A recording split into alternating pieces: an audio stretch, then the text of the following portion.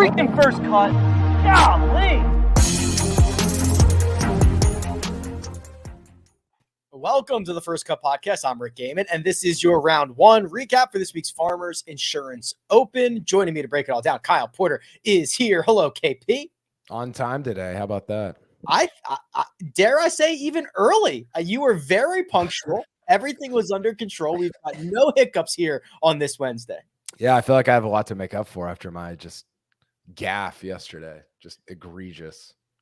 Do you like our new 2-box that we're in right now? Yeah, it's great. I'm I'm losing my voice. I don't know what's going on. Maybe I'm getting sick, but I'm gonna play through it. I'm gonna show up like Jordan in 97 or 98, whenever that was. Well, you know who did not play sick today was Adrian Meronk. What a transition. So Adrian Meronk this morning withdrew. Eric Barnes replaced him. Okay. Happens all the time. He's sick, according to his people. My buddy Tom Kershaw over at the Times in London, then just a bit later, releases that Adrian Meronk is set to join LIV.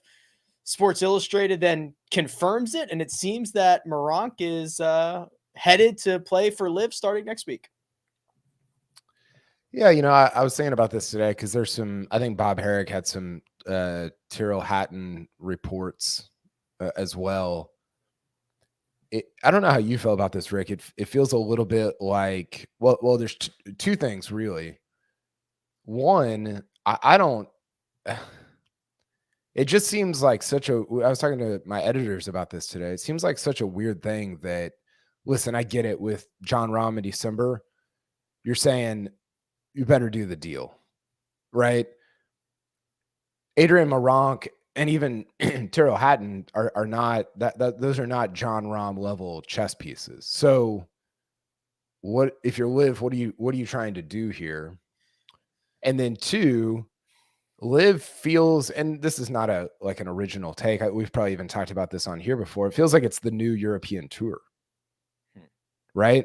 I mean, think about all the old guard that's there, Rahm going over, Meronk going over, maybe Hatton going over. There's U.S. guys that are there, but even the U.S. guys that are there, like Brooks Koepka, Peter Uihlein, those are guys that kind of came up playing Challenge Tour, European Tour stuff. If you dial back the calendar or the clock 10 years ago or 9 years ago or whatever, this looks a lot like what a kind of a thriving European Tour. That is interesting. I do think that part of the LIV stuff is that they're a week away and they still have roster spots that are available. I mean, Jon Rahm's team has not been announced. There's still a couple of teams with 2 or 3 golfers on them as far as I know at last check. So I think there's part of that, but you're right. You know, what's the sales pitch to an Adrian Meronk? What's the sales pitch to Tyrrell Hatton? What's the incentive to do this now? Well, I think for Meronk, it's pretty straightforward, right? He felt disrespected by the European Tour last year when he didn't make the Ryder Cup. And so if you combine that with whatever amount of money he got for going over, you know, was because he was one of the 10, right? They got a PGA Tour card? Correct, yes. He was just named European Tour player or Team Tour Player of the Year. I know. Yeah, I mean, listen, like I think there's some allure, and this is where the global tour gets really interesting, but there's some allure in, hey, you know what you should do instead of trying to play 2 tours across multiple continents over 11 months? You should come over here and play 14 events and make more money. Yeah. I mean, that's right. I go back to what DJ said in Full Swing last year, where he said, you know, all of you idiots watching, he didn't say idiots, but he meant it. You would take more money for less work at your job. That's all we're doing. And that's a very DJ take. And it's obviously the whole thing is a lot more nuanced than that. But, you know, I think in some ways it's kind of not. I think it can be very straightforward. Evan Priest, who is with Golf Digest Australia, tweeted out, Adrian Meronk's team can't comment on LIV speculation, but said the Polish star is very sick in his hotel room, got off the plane from Dubai and woke up ill, quote, just not well enough to play, end quote. I think both of these things can be true, Kyle, because I was down there this morning and at about 6:05 a.m. walking through the hotel lobby. I'm like 55% sure it was Adrian Meronk, and he looked like crap. He was coming back with a plastic bag full of bottles of water, like almost like an emergency run to the gas station. He looked ill. Maybe both of these things are true. I'm about 55% sure it was him. You saw a 6'7" Polish man and you weren't sure if it was Adrian Meronk? Well, the only reason I said I might know who that is because it was a very tall, pale man. Listen, I saw somebody on Twitter say he might be, because he Instagrammed his Whoop data, which it was like a 1% recovery. Like, did he Photoshop his Whoop data? Probably not. I doubt it. So yes, I think you're right. I think both of those things can be true. All right. Farmers Insurance Open, North Course, South Course. I was there all morning. I left in the early afternoon. It was very wet, very, very wet. We saw that all day long. Thick, kind of nasty, rough. They played preferred lies. They are going to do it again on Thursday in round 2, because once you do it on one course, because of 2 course rotations, we've got to do it already for each of the first 2 rounds. So we know that is coming. Playing out of the short grass was a big premium in round 1. Yeah, it was. I mean, Patrick Cantlay talked about this after his round. I think he hit, I know we're talking, well, with Cantlay, we're talking North Course because he was on the North on Wednesday. By the way, I keep thinking it's Thursday. I know. My body is so adjusted to measuring my weeks by the PGA Tour that I keep thinking tomorrow's Friday. Yeah, and it's gonna be weird then on Sunday. Yes. When it's like, wait, it's not Monday yet, but there's no golf. It's gonna be weird. Very strange. But yeah, I mean, Cantlay talked about this. He hit 11 of 14 fairways, and he talked about how important it was because it led to him hitting 15 of 18 greens and shooting 65. So, you were out there. You can probably speak to it more than I could, but I think that it's definitely more important, or you see and you probably have the data on this too, but you see a big difference here that you didn't see last week, that maybe you didn't see at Tournament of Champions, in terms of the importance or the helpfulness of accuracy off the tee. Yeah, I mean, I was part of the 20-person search team looking for Carl Yuan's ball 3 yards into the rough. It's always Carl Yuan, by the way. Always Carl. He's always involved in something, isn't he? We don't know. Mixing it up. We had a 10-foot radius of where we knew this was. We couldn't find. The thing was under the ground. It was unbelievable. So yeah, it was, and with no roll. I mean, it was all carry. It was play out of the fairway, be able to get your hands on the golf ball. That's exactly what Patrick Cantlay did. He shot a 7 under 65 that started well, 3 birdies on his first 4 holes, got into a little bit of a malaise in the middle of the round, but then he ended with a flurry, 4 out of his last 5. It's 7 under. It's a 65 at this moment. With everybody wrapping up, he's going to be 1 shot off the lead. Yeah, it was interesting. Obviously, 65 is a great score. North Course, I don't know what strokes gained ended up being. He's probably in 4th or something. Yeah. So the North played about 2.3 strokes easier at last refresh. He is 4th. You got it. 4th in terms of best rounds of the day. So Nick Hardy and well, Kevin Yu's leading in terms of strokes gained. Nick Hardy and Nicolai Hojgaard are 9th on the leaderboard, but 2nd in terms of strokes gained. So it's a good start. It's not as good of a start as it looks like, but I think what's really interesting here, Rick, I was kind of doing a little research on Cantlay and Torrey after his round. He hasn't played here very much. He's only played here 3 times. I think it was like 17, 18, 19 or 16, 18, 19, something like that. A T51 and 2 missed cuts. So no success here. Like, he's done nothing here. Played bad last week at the American Express. I'm kind of whatever on playing bad at the American Express. I don't I don't really care that much. It doesn't really affect how I think about somebody like Patrick Cantlay, but it is intriguing that he doesn't have the track record at this golf course that Xander does, that Homa does, that even Sung JM has at this course. Finau, all the guys that we talked about, or that you guys talked about yesterday on the podcast. So that part of it is interesting to me, especially as they go to the South Course on Thursday. Well, you hear all the the West Coast, like the SoCal kids come and they play well here. Cantlay hasn't even played here that frequently. Played with Collin Morikawa today. He doesn't play this event all that often. He's played it twice. And obviously the US Open, these two on the front nine just had birdie look after birdie look after birdie look. Collin went out in 32. He shot 1 under on his second 9. So it's a 5 under 67 around the North Course. That's about 2.5 shots, maybe a little more, better than the field average. He is, to me, the prototypical golfer that when you get a lift, clean, and place situation where hitting fairways is going to be valuable and hitting greens is going to be valuable, like that's a very, very good setup for him. I'm interested in, and this will be more interesting kind of as the week wears on, but to me, in my head, Rick, and I don't want to put you on the spot because maybe you haven't run the numbers on this recently, or maybe it was I didn't get to the newsletter, your newsletter this week, but to me in my head, Torrey South is a little bit like what you and I were talking about with Winged Foot, where you're trying to blast it as far as possible, right?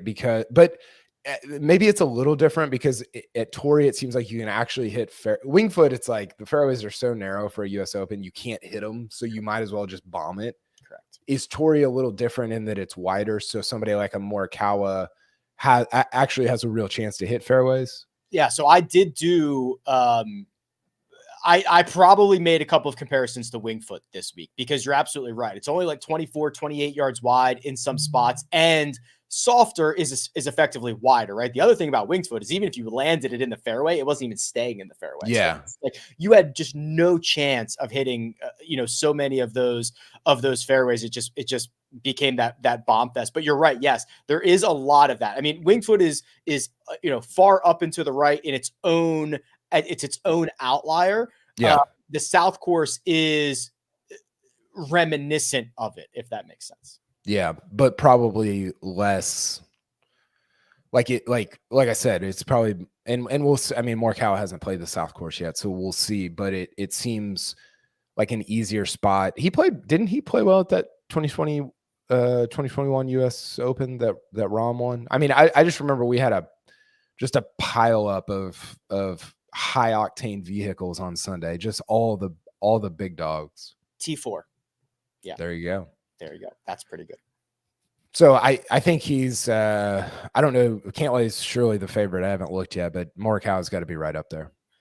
Yes, I've not looked yet either, but I imagine he is in the mix. Couple of other names here. Let's stick on the North Course. Hideki Matsuyama opening 66, and it was bogey free again around the North Course. An eagle on number 5. That was on his second 9.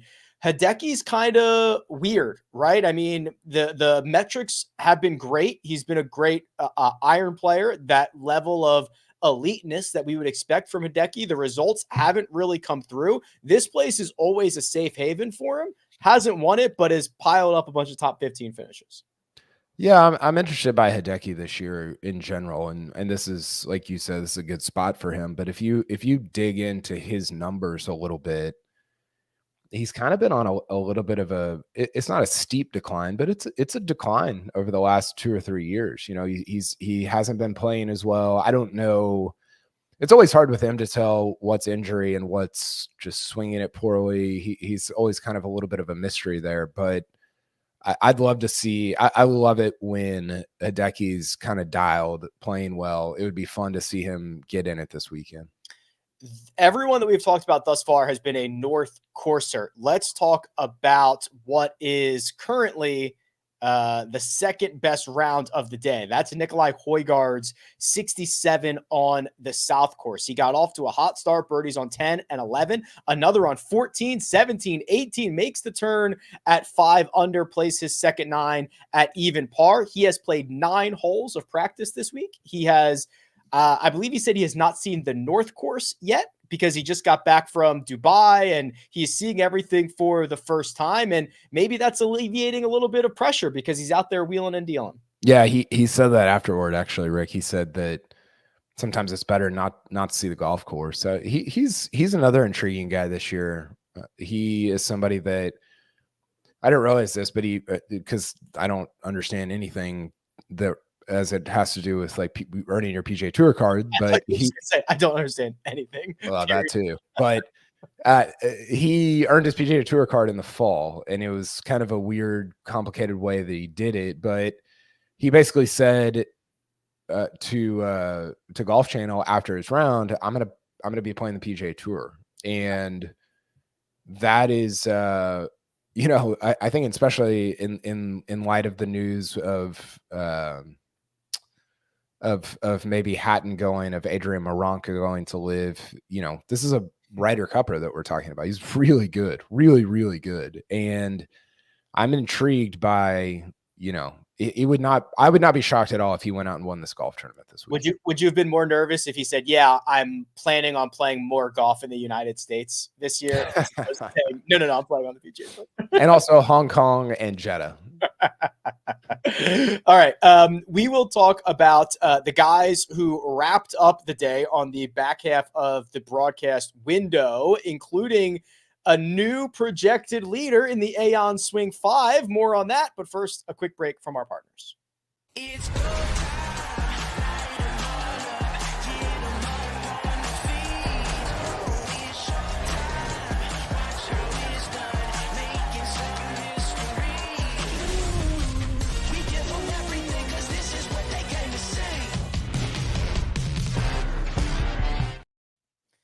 And we're back. Currently in a tie for second at 7 under par with a 65 is the man who currently has, in my opinion, KP, the most difficult name to pronounce. Now, I try to get these right? I'll do my homework, reach out to local media, see how they want it pronounced. Sometimes there's you get what's acceptable in English because we can't say things. The guy that I'm referring to is Ryo Hisatsune, is the way that I had a native Japanese speaker tell me that would be an acceptable way to pronounce his name. 7 under 65. He is rolling. Yeah, you can just call him T2 if you want. He's got the Minwoo shades, by the way, which are sweet. Yeah, I mean, it was an awesome round. I don't know anything about him. I don't know what. He's just been kind of crushing the DP World Tour. Okay. So he won in France at the end of last year. Was that at Le Golf National? Yes. Oui. He finished T6 at the Zozo. Then he went to Qatar and finished 21st, 9th at the Nedbank Golf Challenge. I think that's the one that Max won or Tommy won. Max won, I think. Yeah, I think it was Max. Max won. Then he finished 18th at the DP World Tour Championship, 13th at the Australian PGA, which is a pretty big event, 8th at the Australian Open. These are all in a row. 30th at the Sony Open, and he finished T11 last week. So, I mean, he has been I did not skip a start there. That is basically all since his victory, and now he's in the mix again. I wonder if he's I'm looking it up right now. I wonder if he's in the mix to. Oh, he is. He's currently qualified for the Olympics. Oh yeah, it's got to be him and Hideki, right? Yeah. Would he be the favorite since he just won at Le Golf National? Oh, that's dirt. Can I get a number on Ryo right now? He would not be the favorite. The Olympic qualifying is so weird and interesting to me. Listen, if you think there's so many different ranking systems that are all screwed up, the Olympic one, I guess at least it sticks to its own rules, right? Where it's okay, well, you only get 2, except if you have, I think it's 4 in the top 15. Yeah. And right now the US is the only is the only country that has 4. Which I think is what happened in 2020 as well. They were the only, US was the only country with 4. Everybody else gets 2, which does then create some, it creates some interesting things where you might get like Jon Rahm and like Adriarnus or something like that. Or you might like somebody who's like the third best Australian golfer kind of gets screwed in this. Yeah. I mean, or the 5th best American. Or the 3rd best like Canadian, like where a lot of these, like where there's like a ton of representation. Yeah. So yeah, you've got Scotty Scheffler, Rory, and Rahm and Hovland at the top. And then at the bottom, you've got Nico Echeverria, Kali Samuja, my guy. I'm not even going to try to pronounce some of these names. Miguel Tabuena, not now, Miguel Tejada, but now they use OWGR points, right? Yeah, I believe so. And it's interesting, Rick, because to bring it back to our guy here, Rio. Can we just call him Rio? I would prefer that. Yes. Is he the new Rio? Rio Ishikawa's out. Rio is how do you say it? I'm going with Hisatsune. Hisatsune. Okay. So Africa has 2. Asia has 14 players currently qualified. He's one of them. And then you've got Australia and Oceania with only 4. Europe has 26. A lot of 14 countries represented. North America 7, South America 7. So he's one of the, well, I think I said 14 Asians from 8 countries. Now that'll go until does it tell you what the deadline is? What the last tournament is? No, it's just the rankings. It says rank as of January 22nd. So that was Monday. So it'll be the Olympics are like the end of July, early August. So somewhere around there. This is usually like a couple weeks out. Does he even have any competition? Does he have what? Does he have any competition? As the second Japanese player? Yeah. I mean, okay. So Kita Nakajima is 92nd in the world, and Rio is 72nd. So he's got guys that are like kind of right behind him. Yeah. Okay. That makes sense. 3rd. Yeah. Rio Ishikawa is 186. I love the Olympic thing. That'll get me all fired up. Finally,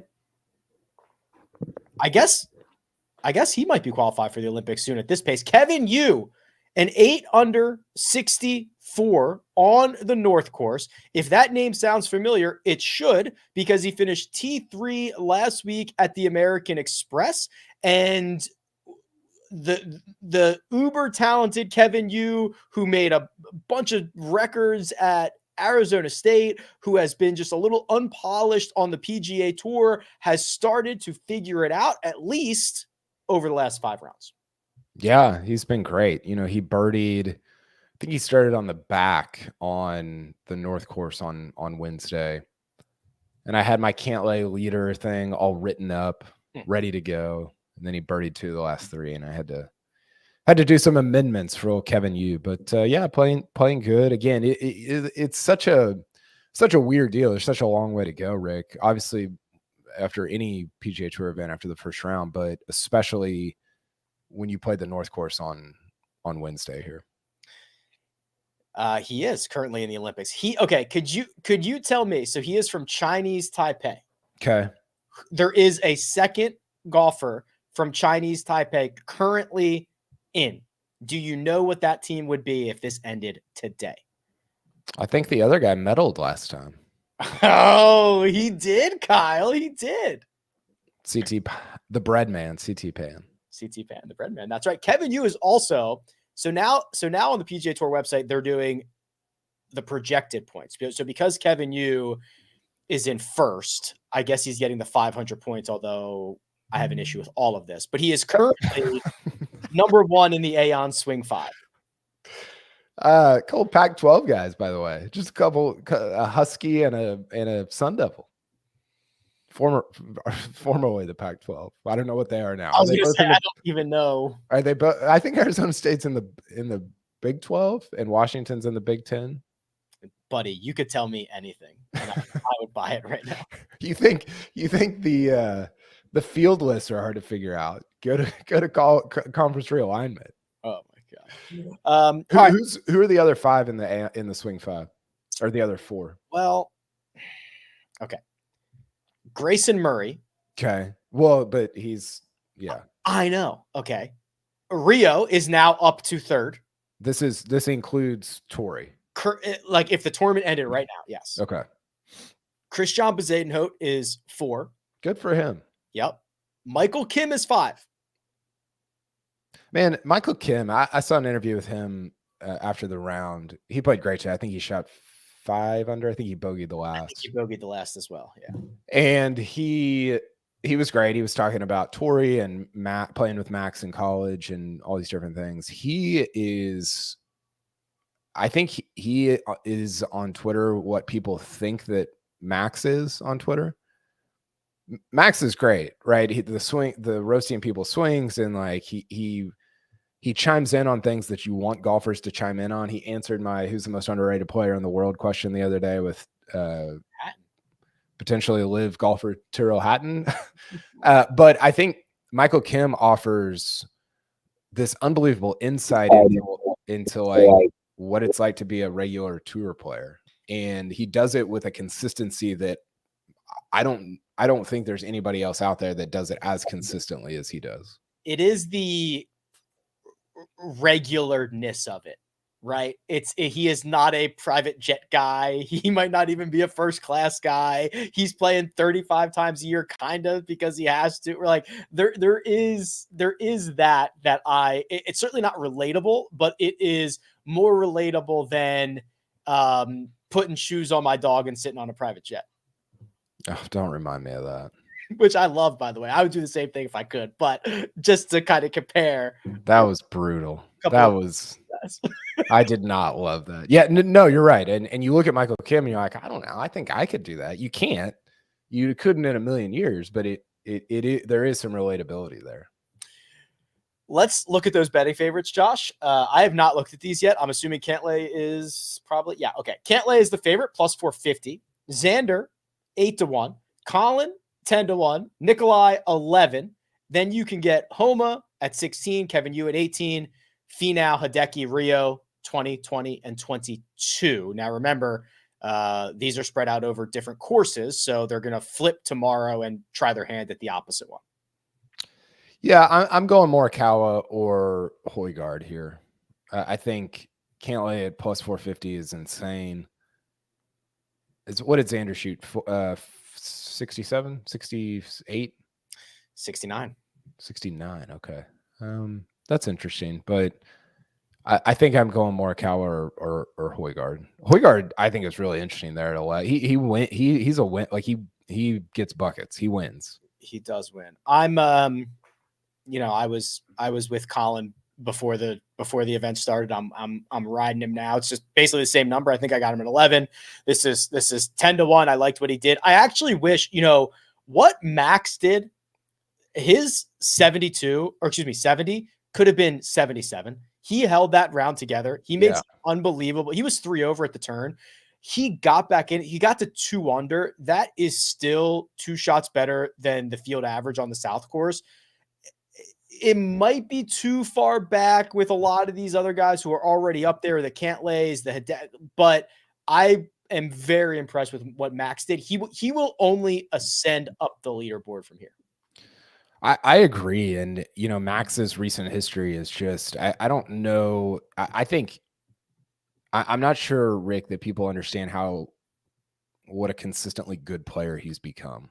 I mean, I think I want to say, you can check me on this, 7 or 8 events in a row he's finished in the top 15. He just gets in it in a way that I think that's sort of the holy grail for these guys, right? Is to Rory kind of represents like what they're all trying to do, which is to be, I put the stat out there last week. He's been in the top 3 now 80 times in his career going into the final round, which is just preposterous. But that's what you're trying to do, because I think sometimes we look at these guys and are like, well, why didn't he win more? It's like, well, because he's not in the top 3 going into Sunday.